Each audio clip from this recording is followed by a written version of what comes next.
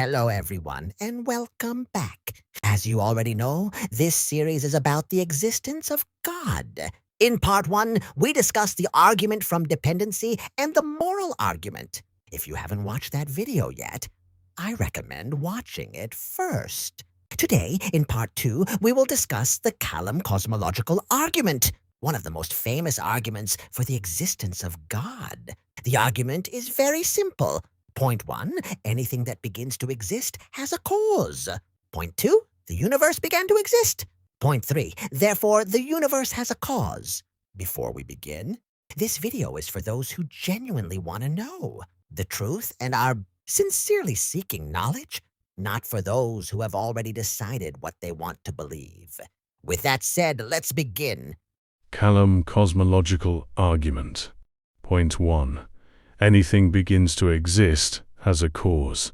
Whatever comes into existence must have cause, reason behind it.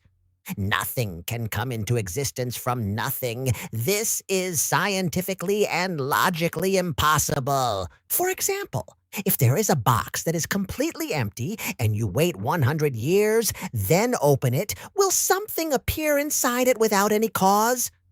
That's impossible. In the same way, the idea that something can come from nothing is impossible.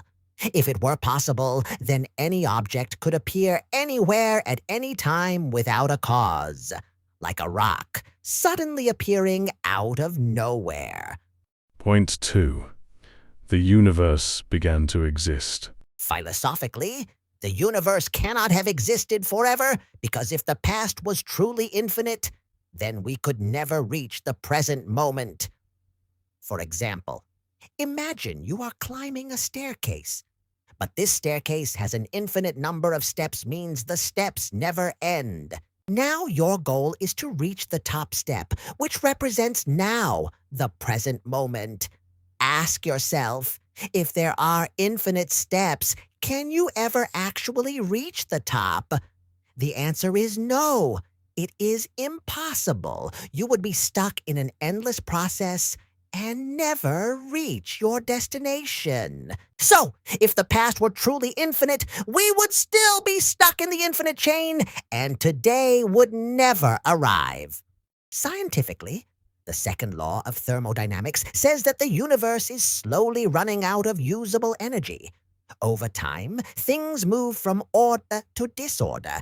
This is called entropy. Now, if the universe had existed forever, then by now it should have reached a state of complete disorder, where no usable energy is left and everything is dead and inactive. But that's not what we see. Energy is still available, stars are still burning, and the universe still has structure. This clearly shows that the universe hasn't been here forever. It must have started at some point in the past. Also, the Big Bang is a theory that the universe started around 13.8 billion years ago from a tiny, hot, and dense point. Then it suddenly expanded, and that's how space, time, and everything in the universe began. Since then, the universe has been getting bigger. That means, according to both science and philosophy, this universe did not exist forever, but rather it had a starting point. Point 3. The universe has a cause.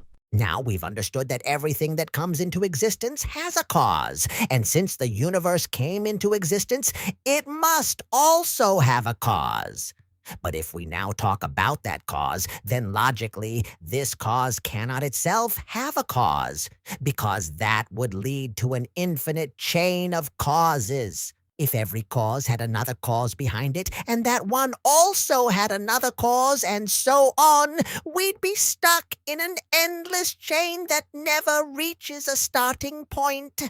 That's why there must be one ultimate cause that has no cause behind it. Otherwise, we'd have a never-ending chain of causes, which is logically impossible. In simple words, that cause must be uncaused. The second important point is that the cause of the universe must be timeless and spaceless, because time and space themselves began with the universe. So it's necessary that whatever caused time and space must exist beyond time and space, because something that is inside time and space can't bring them into existence, right? For example, imagine a painter makes a painting. Inside the painting, there are colors, shapes, say, like a small world. But the painter himself is not inside the painting. He exists outside of it, and he is the one who created it. The third point is that it must be immaterial, because physical matter cannot exist beyond time and space, because matter always needs a place to exist, space, and a moment to exist in time. It has size, shape, and weight, and these only make sense inside space. It also changes and moves, which requires time.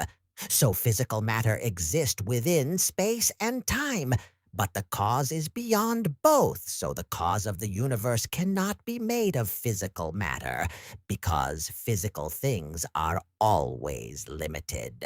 They need time and space to exist. They change over time, and they depend on other things.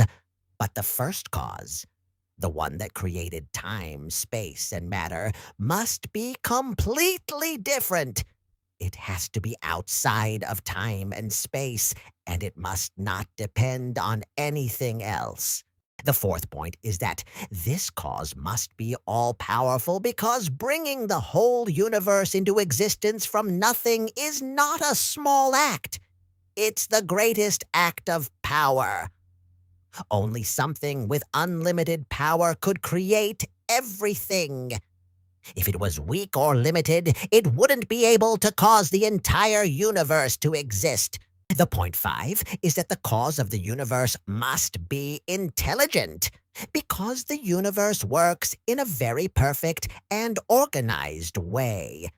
There are exact laws like gravity, thermodynamics, etc., and all of them are just right for life to exist. If these laws were even a little different, the universe wouldn't work and life wouldn't be possible. This shows that the universe was planned carefully. Such perfect design doesn't happen by randomness. It means the cause must be a conscious and intelligent designer. Conclusion: this cause matches the Islamic concept of God, meaning uncaused, timeless, spaceless, immaterial, all-powerful, and intelligent. These are exactly the attributes of Allah, which clearly shows us that the only possible cause behind this universe is Allah alone.